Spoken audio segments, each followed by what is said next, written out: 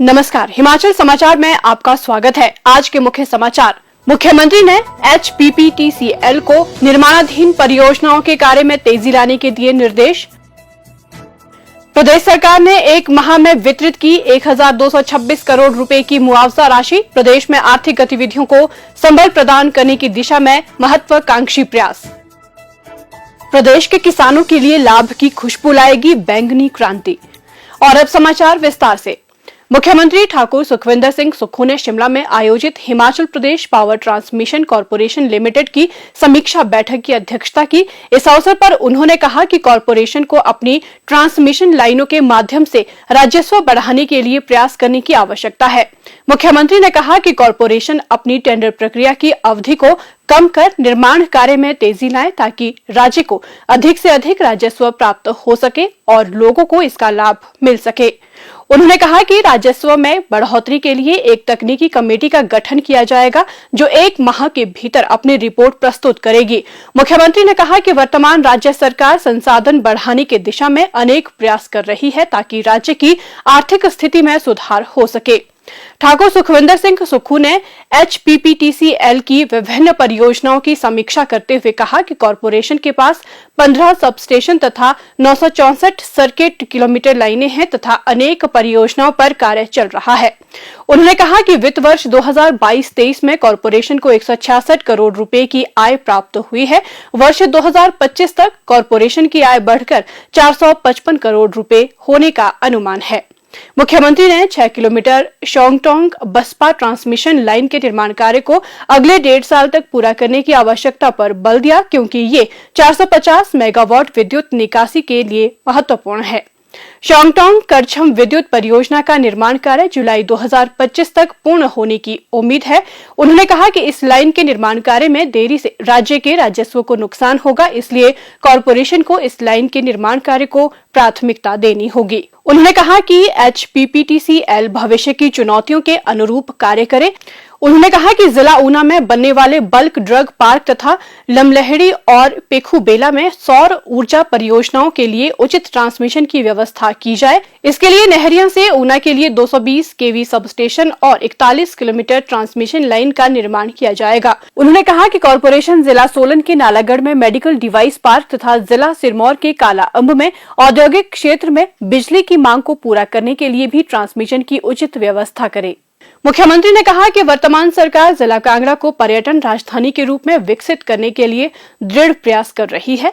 इसके साथ साथ देहरा में केंद्रीय विश्वविद्यालय का निर्माण किया जा रहा है और फतेहपुर क्षेत्र में सौर परियोजनाओं के निर्माण की काफी संभावनाएं हैं। इसलिए कॉरपोरेशन को यहां भी भविष्य की जरूरतों के अनुरूप ट्रांसमिशन लाइनें बिछानी चाहिए। उन्होंने कहा कि प्रदेश की विद्युत आवश्यकताओं को पूरा करने में कॉरपोरेशन की भूमिका महत्वपूर्ण है। मुख्यमंत्री ठाकुर सुखविंदर सिंह सुक्खू के कुशल नेतृत्व में प्रदेश में अधोसंरचना विकास आर्थिक सशक्तिकरण का माध्यम बनकर उभरा है। प्रदेश में विभिन्न राजमार्गों के विकास व विस्तार से राज्य की आर्थिकी को बढ़ावा मिल रहा है। विगत 1 माह के दौरान प्रदेश में भारतीय राष्ट्रीय राजमार्ग प्राधिकरण के अंतर्गत राजमार्गों के निर्माण एवं विस्तारीकरण के लिए भू अधिग्रहण मुआवजा के रूप में लोगों को रिकॉर्ड धनराशि वितरित की गई है। इस अवधि के दौरान प्रदेश में 1226 करोड़ रुपए की धनराशि भूमि मुआवजा के रूप में प्रदान की गई है। उपायुक्त कांगड़ा के माध्यम से इस अवधि के दौरान 593 करोड़ रुपए, उपायुक्त हमीरपुर द्वारा 182 करोड़ रुपए, उपायुक्त सोलन द्वारा 32 करोड़ रुपए, उपायुक्त मंडी द्वारा 242 करोड़ रुपए, उपायुक्त शिमला द्वारा 170 करोड़ रुपए और उपायुक्त चंबा द्वारा 60 करोड़ रुपए की मुआवजा राशि लोगों को वितरित की गई है। भू अधिग्रहण मुआवजा राशि प्रदान करने के मामले लंबे अरसे से लंबित थे। मुख्यमंत्री ठाकुर सुखविंदर सिंह सुक्खू ने इन मामलों को निपटाने में तत्परता से कार्य करते हुए लोगों को राहत प्रदान की है। इससे प्रशासन में संवेदनशीलता के साथ समयबद्धता और पारदर्शिता भी सुनिश्चित हुई है। प्रदेश की आर्थिकी में 1 माह के दौरान 1226 करोड़ रुपए की धनराशि आने से विभिन्न आर्थिक गतिविधियों को भी संबल मिलेगा। इससे हितधारकों की आर्थिक सुरक्षा सुनिश्चित होने के साथ साथ राज्य में रोजगार व स्वरोजगार के जुड़े कार्यों को भी बल मिलेगा। प्रदेश सरकार द्वारा प्रशासनिक कार्यों को समयबद्ध पूर्ण करने के ध्येय के साथ किए जा रहे प्रयासों से विकास को गति मिली है। व्यवस्था परिवर्तन के साथ साथ ये वित्तीय अनुशासन सुनिश्चित करने में भी मददगार साबित हो रहा है। प्रदेश सरकार केंद्र सरकार के सहयोग से राज्य में अरोमा मिशन पर कार्य करेगी। अरोमा मिशन लेवेंडर की खेती की एक पहल है और ये जम्मू कश्मीर में किसानों के लिए वरदान साबित हुई है। हिमाचल प्रदेश में जिला चंबा सहित कई क्षेत्रों की जलवायु परिस्थितियां जम्मू कश्मीर के समान होने के कारण प्रदेश सरकार राज्य के कई क्षेत्रों में लेवेंडर की खेती को बड़े पैमाने पर प्रोत्साहित करने की योजना तैयार कर रही है। सरकार की इस पहल से राज्य के किसानों को आय का एक नया लाभदायक स्रोत प्राप्त होगा। मुख्यमंत्री ठाकुर सुखविंदर सिंह सुक्खू ने केंद्रीय विज्ञान एवं प्रौद्योगिकी तथा पृथ्वी विज्ञान राज्य मंत्री डॉक्टर जितेंद्र सिंह के साथ अरोमा मिशन के बारे में दूरभाष पर विस्तार से बातचीत की। जनवरी माह में नई दिल्ली में भी मुख्यमंत्री ने डॉक्टर जितेंद्र सिंह के साथ इस विषय पर चर्चा की थी।